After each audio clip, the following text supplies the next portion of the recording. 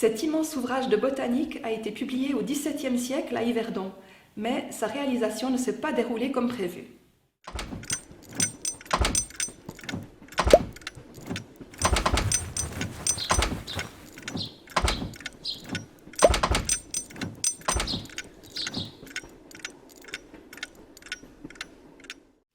J'ai ici les 3 volumes de l'Historia Plantarum Universalis. C'est un ouvrage très ambitieux, entrepris par 2 botanistes, Jean Bohain et Jean-Henri Scherler, au XVIIe siècle. L'idée était de rassembler l'ensemble des plantes connues depuis la plus haute antiquité jusqu'à leur époque. C'était même tellement ambitieux qu'ils ne sont pas parvenus au bout de leur projet, et c'est l'imprimeur Pyrame de Candolle qui a pris la relève.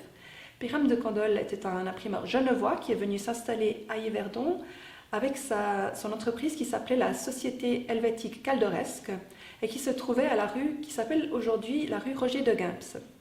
Alors Pyrame de Candolle a lui aussi travaillé sur le projet, mais lui non plus n'est pas arrivé au bout, et en 1626, criblé de dettes, il a fui Yverdon en abandonnant sa femme et ses enfants. Suite à ça, tout le matériel de Pyrame de Candolle a été rassemblé et entreposé dans le grenier de la ville, et il y est resté pendant plus de 20 ans. C'est seulement en 1649 que les choses ont repris, avec l'arrivée à Yverdon du médecin Dominique Chabray. Chabray était un passionné de botanique et il a racheté toute la documentation de Pyrame de Candolle ainsi que son matériel d'imprimerie. Et c'est grâce à lui que l'Historia Plantarum a été imprimé entre 1650 et 1651. Alors malgré ce long parcours, c'est un ouvrage qui n'est pas parfait, qui contient pas mal de fautes d'orthographe. Il a des magnifiques gravures, mais parfois les gravures sont à l'envers ou sont posées à côté de la mauvaise plante.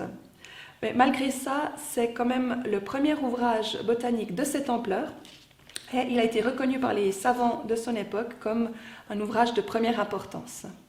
J'espère que cette vidéo vous a plu. Si c'est le cas, n'hésitez pas à aller voir nos autres vidéos compactus sur notre chaîne YouTube et je vous donne rendez-vous bientôt pour découvrir un nouveau trésor de notre collection précieuse.